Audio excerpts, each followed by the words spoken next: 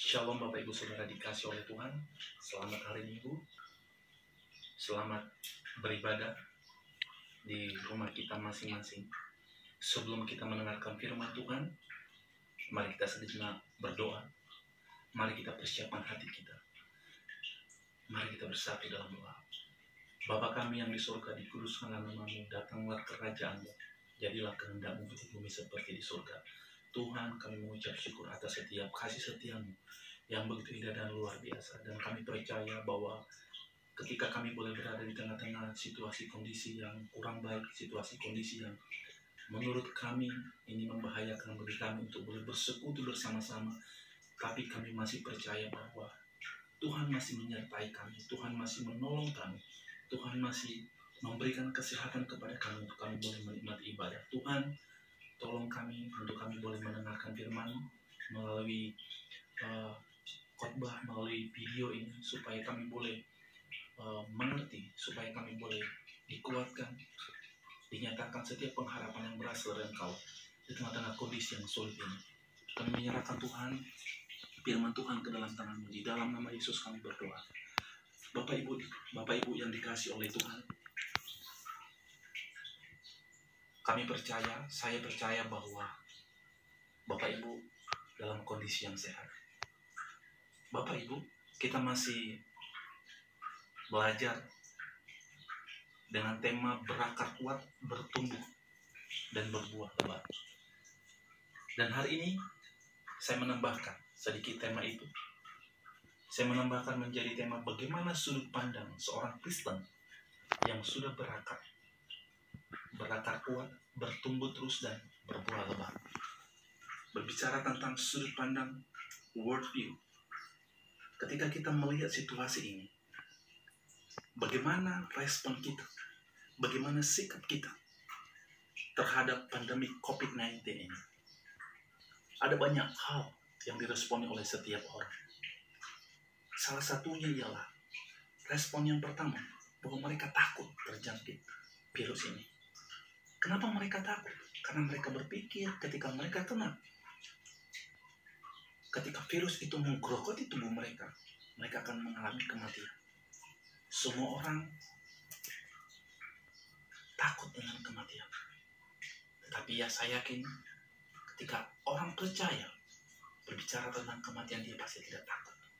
Yang kedua adalah kekhawatiran. Mereka khawatir.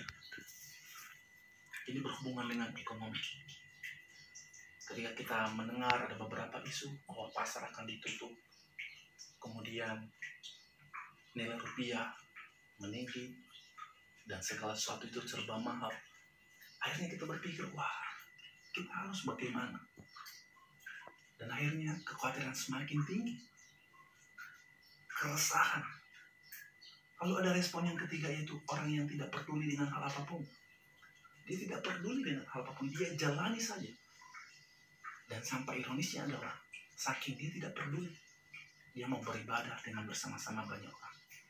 Dia tidak tahu apa itu menjadi dampaknya. Lalu respon yang keempat ialah, tiba-tiba rasa percayanya kepada Allah itu lebih dalam. Mungkin efek virus ini, sehingga dia akan berpikir, ya, kalau saya mati, saya harus lebih dekat kepada Allah. Saya harus mencari Allah. Bapak Ibu dikasih oleh Tuhan, mungkin dari keempat respon yang saya katakan ini, mungkin ada respon yang Bapak Ibu juga rasakan. Ada respon yang lain yang Bapak Ibu rasakan. Dan dari respon itu mempengaruhi sudut pandang kita terhadap Allah. Bagaimana kita seorang yang sudah diselamatkan, bagaimana kita seorang yang sudah berakar di dalam firman Tuhan, bertumbuh di dalam firman Tuhan, bahkan menghasilkan buah. Bagaimana sudut pandang kita sebagai orang Kristen terhadap hal itu? Ada 3 hal yang mau saya sampaikan kepada Bapak Ibu. Yang pertama adalah, ketika kita adalah seorang yang berakar, bertumbuh dan berbuah, ketika kita menghadapi situasi ini, saya mau katakan dengan tegas bahwa sudut pandang yang harus kita pegang ialah, yang pertama, yaitu sudut pandang dari firman Tuhan yang menjadi dasar atas situasi ini. Dikatakan dalam Kolose 2 ayat 7-8, Mari kita buka bersama-sama. Dikatakan di sana, hendaklah kamu berakar di dalam Dia dan dibangun di atas Dia. Hendaklah kamu bertambah teguh di dalam iman yang telah diajarkan kepadamu, dan hendaklah hatimu berlimpah dengan syukur. Hati-hatilah supaya jangan ada yang menawan kamu dengan filsafatnya yang kosong dan palsu menurut ajaran turun-temurun dan roh-roh dunia, tetapi tidak menurut Kristus. Bapak Ibu, kita tahu bahwa ayat ini ditulis oleh Paulus, dan kita tahu bahwa di Kolose ada jemaat yang bertumbuh, ada jemaat yang tidak bertumbuh. Tapi ada satu nasihat dikatakan di sini. Yang pertama, hendaklah kamu berakar. Seberapa penting peran Tuhan bagi hidup kita dalam situasi ini? Apakah dengan situasi ini firman Tuhan menjadi dasar dalam kehidupan kita? Apakah dalam situasi ini firman Tuhan sungguh-sungguh berakar di dalam diri kita? Mengapa firman Tuhan harus berakar di dalam diri kita?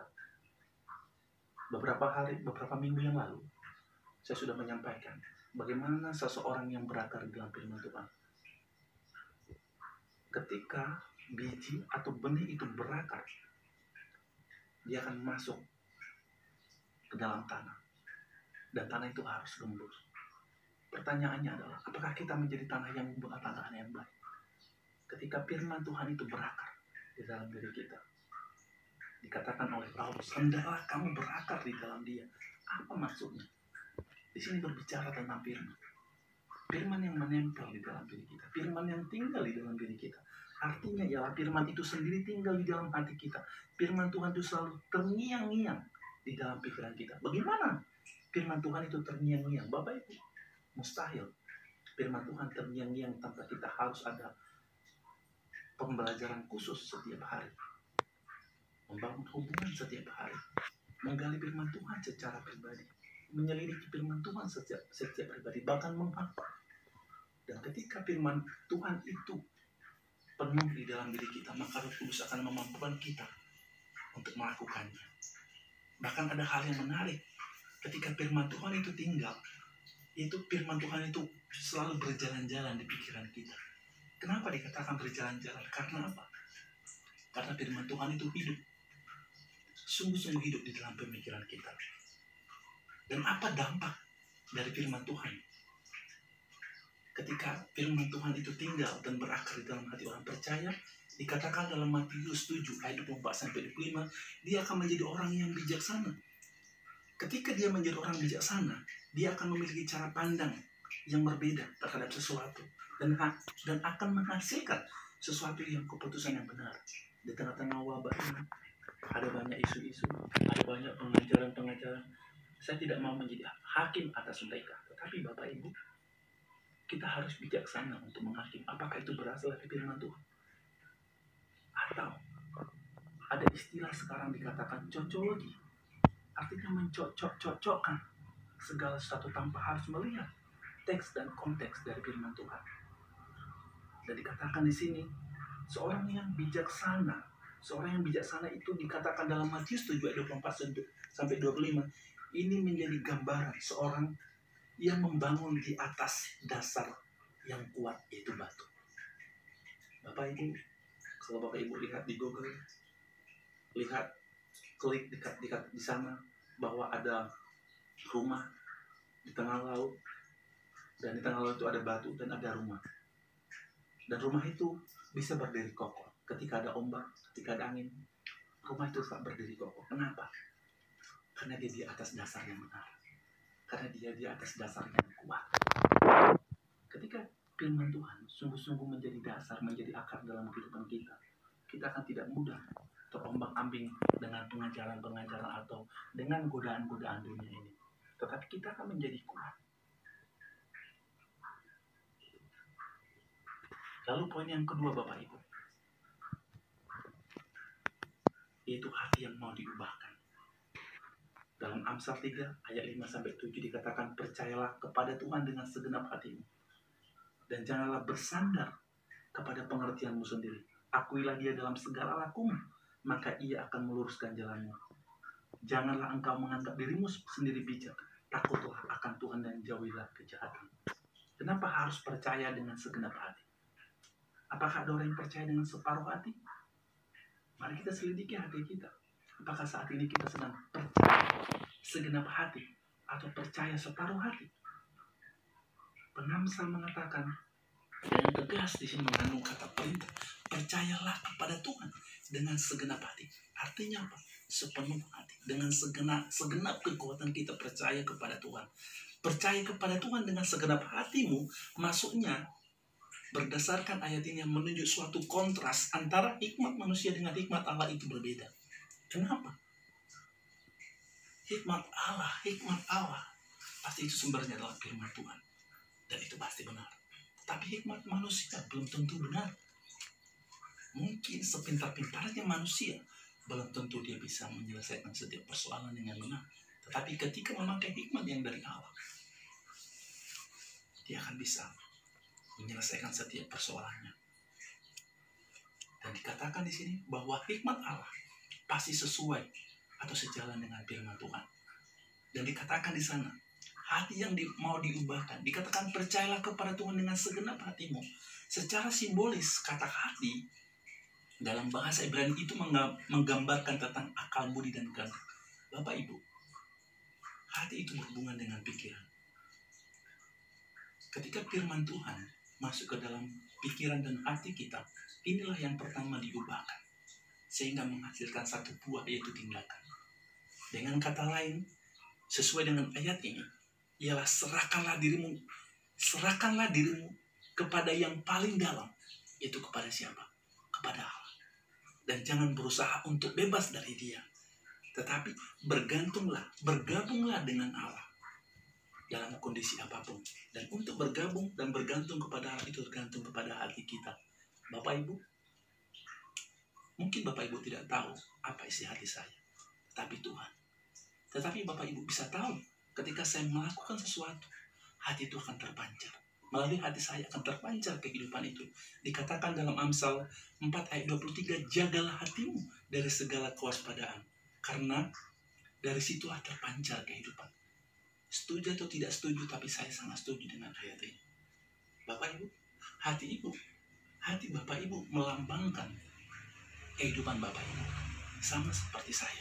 Dan dikatakan jagalah hatimu, berarti akal budimu yang harusnya berusaha menampilkan tingkah laku yang benar, sehingga dari situlah terpancar satu kehidupan. Bapak Ibu, ketika kita melaksanakan sesuatu, pasti kita memikirkan terlebih dahulu.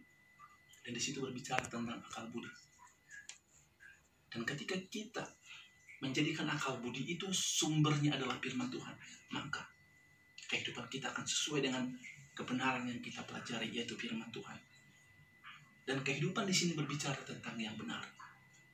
Dan dikatakan jagalah hati kita dari segala kewaspadaan, yaitu menjaga dengan apa? Firman Tuhan. Jangan dipengaruhi oleh apa? Roh dunia ini. Jadi, ketika kita percaya kepada Tuhan dan firman-Nya, maka kita akan mengizinkan bahwa Dialah yang akan berkuasa di dalam hidup kita. Dia yang berotoritas dalam hidup kita. Dalam situasi saat ini, Bapak Ibu, kita harus waspada. Waspada dalam mendengar segala sesuatu. Ketika kita tinggal di rumah, ketika kita berada di rumah, dikatakan berbicara tentang menjaga hati atau selalu berjaga-jaga, berwaspada. Ini ada hubungannya dengan berdoa. Bagaimana kita membangun hubungan kita dengan Allah setiap waktu? Apakah dengan waktu kita sudah ada sekitar 2 minggu lebih kita bersama-sama di rumah? Dan saya percaya hubungan kita dengan Tuhan akan semakin akrab. Dan saya lebih percaya lagi hubungan kita dengan keluarga kita semakin dekat, karena ada banyak waktu untuk kita bersama-sama dan melihat situasi dan kondisi dan melihat bahwa Allah berdaulat atas setiap kejadian ini. Lalu yang ketiga adalah yang terakhir, bahwa sudut pandang yang benar seharusnya menghasilkan buah atau perbuatan yang benar juga. Tetapi ini sering menjadi masalah. Ketika seseorang memiliki sudut pandang yang benar, tapi dia belum mau menghasilkan kehidupan yang benar. Apa yang menjadi masalah terhadap orang tersebut? Kembali lagi kepada hati, poin yang kedua. Ada masalah dengan hatinya. Pertama adalah hatinya keras atau hatinya bebal. Ketika dia diisi dengan firman Tuhan, tetapi hatinya tidak mau berubah. Dia hanya diisi dengan pengetahuan. Dan akhirnya tidak terpancar satu kehidupan dari dirinya. Dan saya percaya, ketika kita memiliki sudut pandang yang benar, yang berasal dari Allah, maka kita akan memperoleh satu kehidupan yang benar. Satu-satunya yang bisa mengubah sudut pandang kita kepada kebenaran adalah firman Allah. Melalui karya dari Roh Kudus. Mustahil kita bisa mendapatkan suatu pengubahan atau perubahan sudut pandang dari sudut pandang A kepada sudut pandang B tanpa karya Roh Kudus. Karena Roh Kuduslah yang sungguh-sungguh berkarya atas setiap kehidupan kita. Dan dikatakan ketika kita memiliki sudut pandang yang benar, dikatakan dalam Kolose 1 ayat 10, sehingga hidupmu layak di hadapannya, serta berkenan kepadanya dalam segala hal, dan kamu memberi buah dari segala pekerjaan yang baik, dan bertumbuh dalam pengetahuan yang benar tentang Allah. Apa dampak ketika kita memiliki sudut pandang yang benar dan kehidupan yang benar? Yang pertama adalah hidup kita layak di hadapannya. Berbicara tentang layak bukan dari sudut pandang manusia, tapi di sini berbicara tentang sudut pandang Allah. Layak atau tidak layak bukan kita menjadi standarnya, tetapi Allah di dalam Kristus. Dan hal ini berhubungan dengan hubungan kita dengan Allah. Hidup kita. Yang kedua adalah dampaknya adalah, yang pertama hidup layak di hadapannya, yang kedua adalah hidup kita akan memberi buah setiap saat. Yang pertama, buahnya adalah karakter. Yang pernah saya katakan Galatia 5 ayat 22-23. Itu karakter Kristus. Lalu yang kedua adalah apa? Pekerjaan Kristus. Yaitu apa? Jiwa-jiwa. Dan yang ketiga adalah apa? Bertumbuh dalam pengetahuan yang benar. Jadi Bapak Ibu, ketika kita memiliki sudut pandang yang benar, yang pertama adalah dampaknya kita hidup layak di hadapannya. Dan yang kedua adalah kita menghasilkan buah karakter Kristus. Dan yang ketiga adalah kita menghasilkan pengetahuan yang benar. Pengetahuan yang benar bukan berbicara tentang hal yang benar kita terima, tetapi pengetahuan itu menghasilkan kehidupan yang benar. Dan kuncinya ialah, saya katakan, membaca Alkitab, menyelidikinya, merenungkannya, siang dan malam, menyimpan firman itu di dalam hati.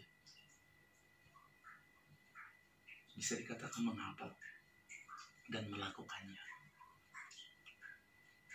Bapak Ibu, sebagai kesimpulan, pengetahuan yang benar akan menghasilkan satu tindakan atau buah yang benar. Dan berharap dengan situasi saat ini, saya berdoa untuk kita semuanya. Kita memiliki sudut pandang yang benar. Dan sudut pandang yang benar hanya berasal dari kitab ini. Hanya berasal dari firman Tuhan. Ketika ada hal-hal yang berasal dari dunia ini, mari kita saring. Mari kita kembali kepada Alkitab. Apa kata Alkitab? Demikian yang menjadi firman Tuhan di hari Minggu ini. Berharap Roh Kudus yang boleh memberikan pengertian kepada hati Bapak Ibu. Dan biarlah melalui khotbah ini, melalui firman Tuhan ini, kita boleh semakin dibangun di dalam Dia. Mari kita bersatu dalam doa. Terima kasih Tuhan untuk firman yang boleh kami dengarkan. Biarlah Tuhan yang boleh berkarya melalui Roh Kudus-Mu di dalam hati kami masing-masing. Dan biarlah firman Tuhan ini boleh menguatkan kami. Terima kasih Tuhan, terima kasih Bapa. Dan kami berdoa, biarlah virus ini boleh berlalu. Dan biarlah Tuhan, kami boleh beraktivitas, bekerja secara normal lagi. Dan kami rindu Tuhan. Kami rindu Engkau yang boleh menarik semua virus ini. Kau hilangkan virus ini Tuhan. Ampuni kami Tuhan, ampuni kami. Layakkan kami Tuhan. Terima kasih Tuhan, terima kasih Bapa. Di dalam nama Yesus kami berdoa.